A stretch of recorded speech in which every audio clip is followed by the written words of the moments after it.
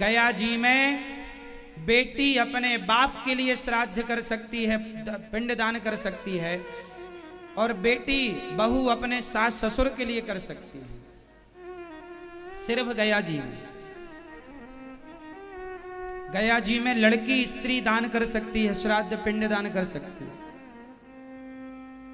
बाप का कर सकती है, ससुर का कर सकती है, अपने पूर्वजों का। जैसे कोई महिला ही बची, अब कोई नहीं बचा, माना कि फॉर एग्जाम्पल किसी के परिवार में सास ससुर भी नहीं, कोई वंश भी नहीं है, पति भी चला गया और सास ससुर भी चले गए, तो अब वो पत्नी क्या करे? कोई बच्चा तो है नहीं कि उसके पति का या उसके सास ससुर का वो तर्पण करेगा, पिंडदान करेगा।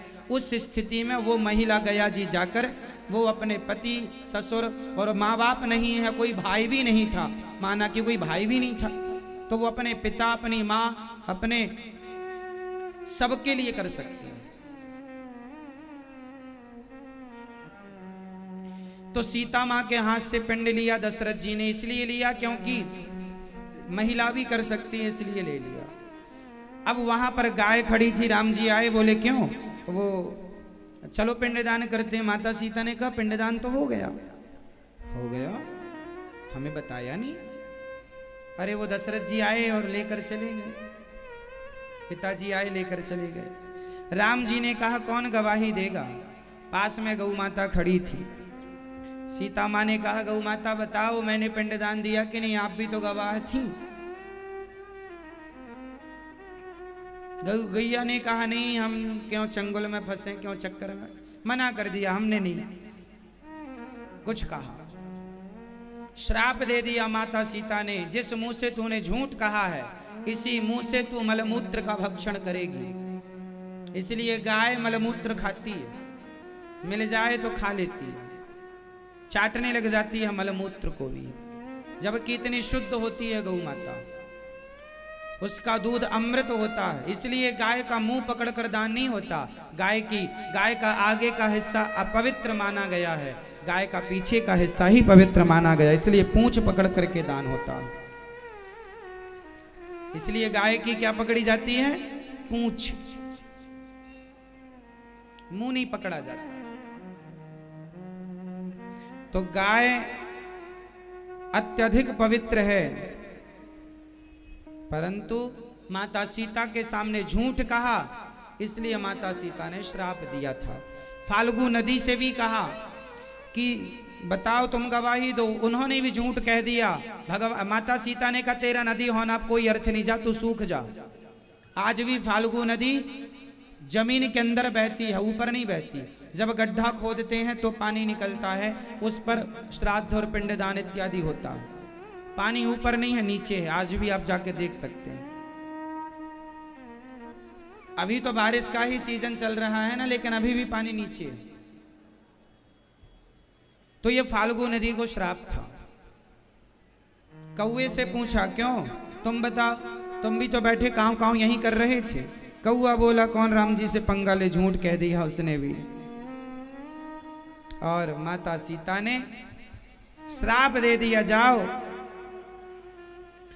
तुम्हें बिना लड़े झगड़े अब खाने को नहीं मिलेगा। इसलिए कौआ जरा जरा सी बातों पर लड़ता झगड़ता रहता, झगड़ा किए बिना उसका पेट भरता ही नहीं। श्राप है। तुलसी ने गवाही दी थी, इसलिए भगवान ने, दूर्वा ने गवाही दी। दूर्वा मैंने देखा है राम जी, इसलिए तुलसी को आशीर्वाद, दूर्वा को आशीर्वाद दिया।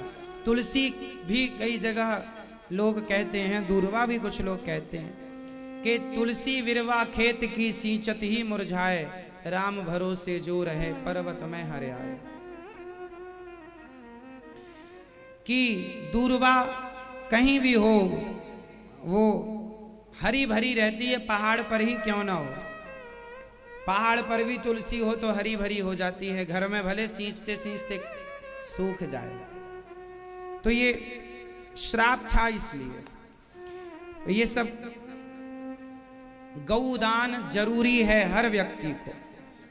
खूब राजा नृग ने गौदान दिया, एक गाय का दान किया, पंडित जी के यहाँ से छूटकर खुद की गौशाला में आई, उसी गाय का दूसरी बार दान कर दिया, एक गाय को 2 बार दी हुई दान दूसरी बार। इसलिए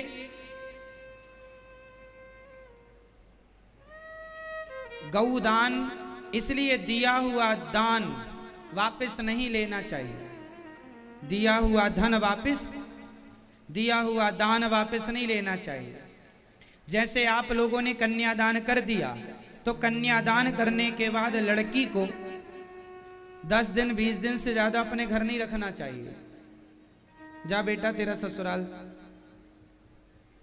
अब कई मम्मियां ऐसी होती, आजा दामाद जी ने जरा कुछ कह दिया, लड़ाई जरा झगड़ा, आजा घर, ये भी तेरा घर है, आजा, मैं देखती हूँ गुंडे भिजवाती हूँ, दामाद जी की हड्डी पसली तोड़वाती हूँ।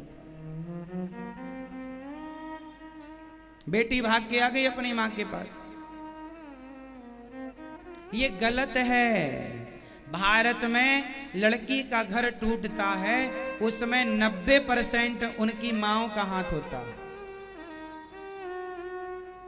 90% माओं की भूमिका है, जो दिन भर चिपकी रहती है मोबाइल से। बेटी खा लिया, बेटी सो गई, कुछ काम धाम नहीं करने देती, दिन भर पंचायत, दिन भर प्रपंच, है ना। इतना ही तुम्हारा मोह था तो शादी ही क्यों की घर में बिठाई रहती। ससुराल में गई हो, उसे कुछ करने धरने भी दो, दिन भर पंचायत में लगी रहती। यही प्रपंच से घर टूट जाता है। क्यों मैया, हाँ या ना? आप तो नहीं लगी रहती हो, अपनी बेटी बेटी है आपकी, शादी नहीं हुई अभी, शादी हो जाएगी फिर लगी रहोगी? नहीं, आपके ये लगी रहती है, नहीं लगी रहती। प्रपंच कभी कभी बात कर लेना अच्छा है, हालचाल जान लेना अच्छा है, घंटों तक रोज लगे रहो ये गलत है। क्यों मैया? आज राजा नृग पर कृपा की, दिया हुआ दान वापस नहीं लेना। अब दिया, आप कन्यादान कर दिया, अब बेटी आजा, फिर से उसकी शादी करा दी, कहीं समझौता नहीं कराया, जरा सा झगड़ा हुआ, तलाक लेवा के दूसरी जगह, पाप लगेगा माँ बाप को। ये नहीं करना चाहिए। कोशिश पूरी 100% ये करो कि रिश्ता टूटे ना, पति पत्नी छूटे ना। तुम माँ बाप ही तोड़ देते हो। कई माओं का तो ये फंडा है, हमारा दामाद हमारी बात मानेगा तो शादी करेंगे, हमारा दामाद हमारे घर में आके रहेगा तो शादी करेंगे। वो घर जमाई चाहती हैं, वो कोई दामाद नहीं चाहती।